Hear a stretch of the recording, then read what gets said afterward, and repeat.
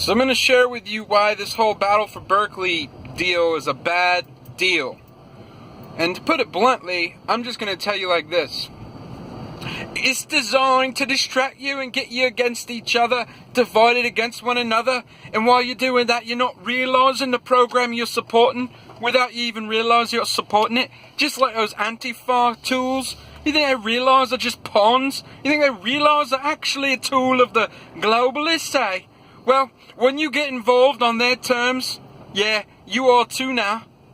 That's what I'm trying to say, is that you don't realize that the agenda that has been set for a long time, and I mean it's been forthright in the last decade or so, is to move our attention away from the issues that would actually make a difference, where Americans have lots of potential to create a majority movement that could go against the agenda of the globalists and instead turn us insular and against one another, so that while we react on terms of we're not racist, we're not bigots, we're not Nazis, whatever, we're actually playing in to the argument. That's why, for example, people who were for Barack Obama, you know, they look at it now and, you know, they can't help but hold him in such great esteem. What they don't recognize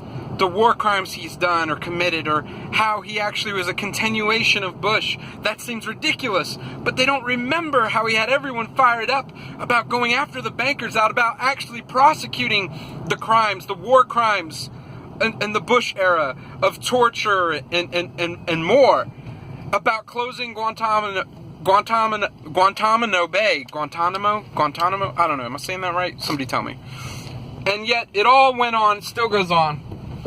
They don't remember him being against the bailouts, which he supported. They don't remember about getting excited about the change he was supposed to represent, the corruption, the transparency he was going to bring to the White House. He did the exact opposite. But by shifting our focus towards these manufactured divisions, like that America is this white supremacist, racial, oppressive country that is against minorities and women. I mean, come on. Are you... Just because you say something over and over and over and over and over doesn't make it true. And unfortunately, because you've seen... since there is actually some valid issues to have with America, such as our foreign policy, instead of being able to unite around the issues that we all agree on, you're being used to actually foment violence and division and hatred along lines and issues that didn't even exist. See, it seems like because you want to be against the establishment and that rebellious part of us that it can be actually very good and valid, it's so easy to manipulate though.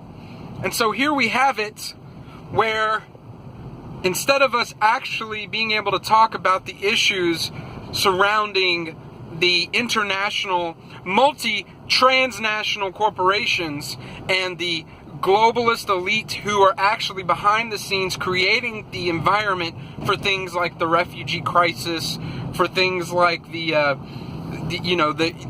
so-called humanitarian crises that they actually promote, instigate, and cause, and then want us to sit around and argue about what we should do about the symptoms without ever talking about the root. You know, when you look at international finance, when you look at the money connection, when you look at the bankers, you have the head of Goldman Sachs, okay, international, on the global on the global forum for migration of the world. What has a banker got to do with migration? I wonder why he would be so interested in that. Any ideas? Does anybody know?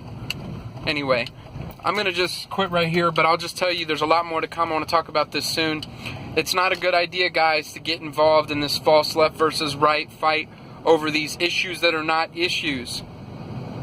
And to give ground to AntiFa by actually trying to meet them on their terms, that's a bad idea. That's stupid, okay? What you're going to do is actually give them more you're going to bring them more power, and ultimately they're going to be resisted. And it's not a working, they don't have a working philosophy. But that's not the point. It still serves the agenda of the few who have derailed you. You're out there protesting for what?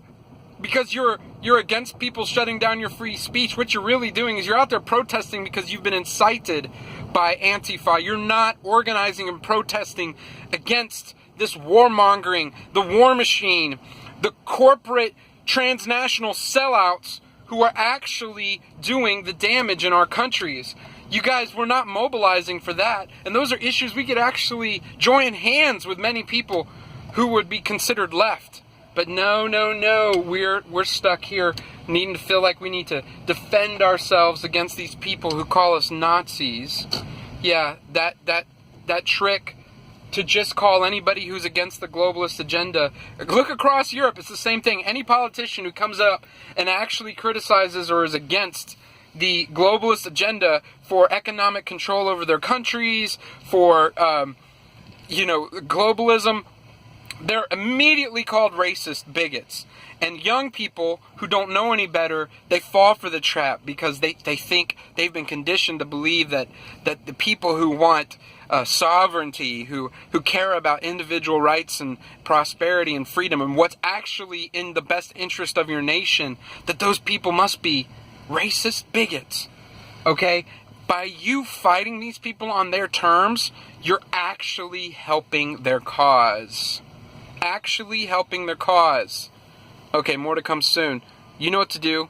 Hit that like button, subscribe. If you want to hear some cutting edge commentary from me, I'm about to be releasing my manifesto against connecting the dots between AntiFa, Berkeley, and the so-called white supremacist issue with the bigger global agenda that is being used to deflect and distract us so that we would unknowingly become pawns in their game.